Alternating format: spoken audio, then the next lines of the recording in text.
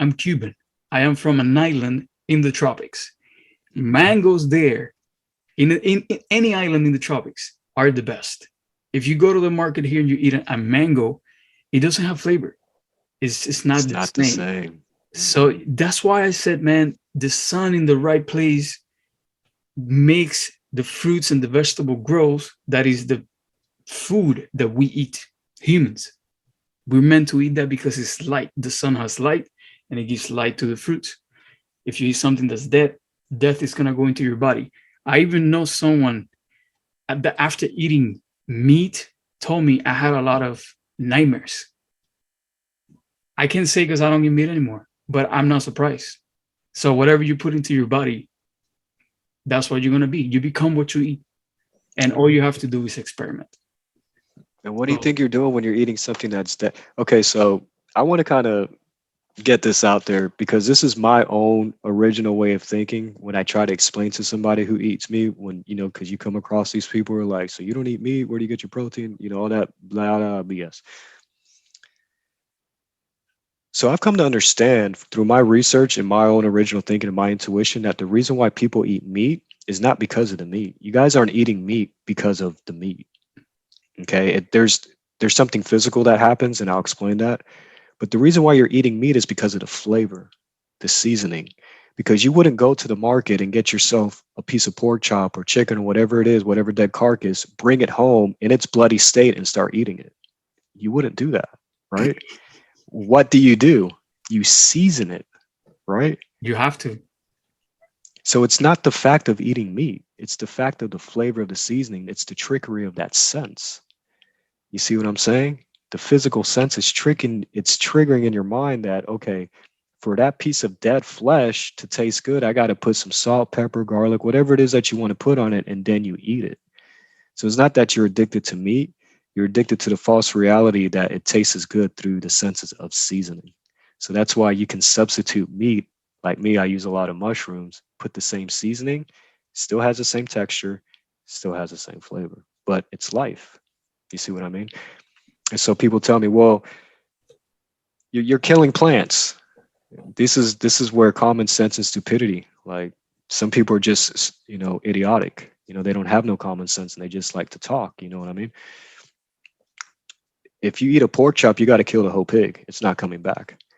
If you pick an apple off a tree or you pick a pineapple, out the ground, Or it's or coming the back green alive. onions. Look, Or the green onion. this thing, What's I ate everything. Like you see that one right there. I just put that one there. Look, it's growing back again. Like a couple of days. It just you cut them, you put them in water, they keep them growing. That's how they were created to do that. You see, so when you start using common sense, intuition, you don't even have to go research this. Your own common sense will tell you. But that's my conclusion about why people eat meat. And then, of course, again, it has to do with the simulation. Your DNA starts to change when you eat flesh, the blood intermingle. That's a whole different conversation. Of course, that gives you that craving. Your DNA is changing, mine is changing. But people eat meat because of the flavor. They don't eat meat because of the flesh because they will never eat something that. So, No, it makes complete sense, man. Again, it takes the person going through the experiment. You will not know until you actually do it. If it doesn't work for you, then you can go back and do whatever you want, but you will not know if it's actually something that can really help you.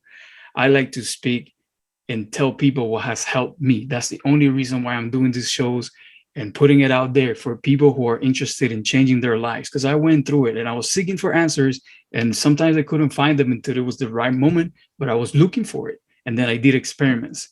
So just do the experiment, whatever it is, food, knowledge, and you will see the change in your life. So, brother, thank you for sharing your knowledge in this topic on the food because I think it's really important. If you don't have health, you can't really live life the proper way. health is So, your greatest wealth, man. That's what's keeping you alive. You can't we'll get not to interrupt you, but you guys understand health has been our number one priority here. If you're laying in bed in a hospital, you can't help nobody. You can't even help yourself. Your health is very crucial to this ascension. So I agree with you on that. yeah, man. definitely health is number one for me. Is number one. It's always been. I'm not perfect. I've made many mistakes. I've eaten stuff. Even today, sometimes I eat a chocolate chip cookie. Hmm. Like I know it's not good for me, but sometimes I go and eat it. We're not perfect, but I am conscious. Damn, I ate something that is not good for me. Let me try to eat some more bananas. So you know what I started doing? I started bringing fruits to my room, and when I get the That's what's up. cravings, I eat tangerines. I eat not mangoes because it gets messy, but at least bananas and things like that, an apple. And then it's just a habit. Once you get into the habit of doing that, you find yourself just buying more and more fruits and just And eating. it's just like you said, you've become disciplined. Yeah, yeah, exactly. That is a big one. That I had to learn that the hard way, man. But discipline, that's where it's at. And you know what's funny? Yeah. Capricorns are ruled by Saturn. Saturn is Chronos. Chronos means time. So Capricorns, the people with strong Capricorn placements, they have a big sense of time and responsibility because subconsciously they are aware that we don't have enough time. So we have to do what we got to do to ascend, to become conscious, to build something. That's why Capricorns are the builders. So another topic that I wanted to throw out there is that astrology, a lot of people don't understand it. They think that it's just a horoscope, and it's not. It is your blueprint, it is your code. I am learning how to code to make video games. And it's just like a Oh, code. nice. It's just like a code. It's just like typing a code that you want something to do something, and you write the code. Well, the most high build a code, and when you're born you inherit those that formula, whatever was happening in the sky. And if you learn it, you can see why you are the way you are. And not only that, but you can see other people, and it's awesome because now you understand them, and you don't have to point the finger anymore and say it is your fault. No, now you know why the other person is the way that person is. And not only that, once you know yourself and you start walking the right path, those people just disappear and new ones come into your life. And that's a big one for me. I just want to put it out there. Instead of putting your time in social media in really dumb things that you know it's not going to help you, put your mind in something that's going to elevate your knowledge and your wisdom by doing experiments. So, my brother, I've heard you multiple times before talking about astrology, blowing my mind left and right because that's what I do. But you are very knowledgeable on that too. So, do you have any advice for the people, where to start, how to read a chart, things like that, just the basics? Oh, absolutely. One thing you got to understand that the first language out here, you guys, is the language of astrology. That is the first language. That is the first religion. That is the first science. Um, People have been interpreting and understanding who they are and where they're going from the beginning of time through our luminaries, through our star systems, through people like to call them planets, even though they're not solid objects. They're just balls of energy that impose a certain energy depending on their rotation and their cycle, right? So, as Alberta was saying, when you're born, depending on where all the positioning of the planets are and the stars and things of that nature, you're given a certain code. It really is. You're given a program. Um, like me being a Capricorn, like you said, ruled by Saturn, we're very structured, disciplined, which can also be our downfall. You got to remember it's always twofold. You know what I mean? So, a great way to start, even if you don't even know where to go, there's a couple places you can go. You go to, it's called astro.com, or you can go to astrotheme.com. He'll leave it in the link for you.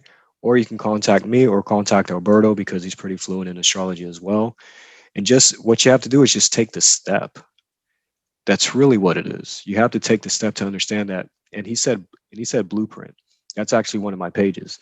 I look at astrology as the blueprint to your soul because what the zodiac is your energetic construct of who you are, not only physically, mentally, but spiritually. You see what I mean?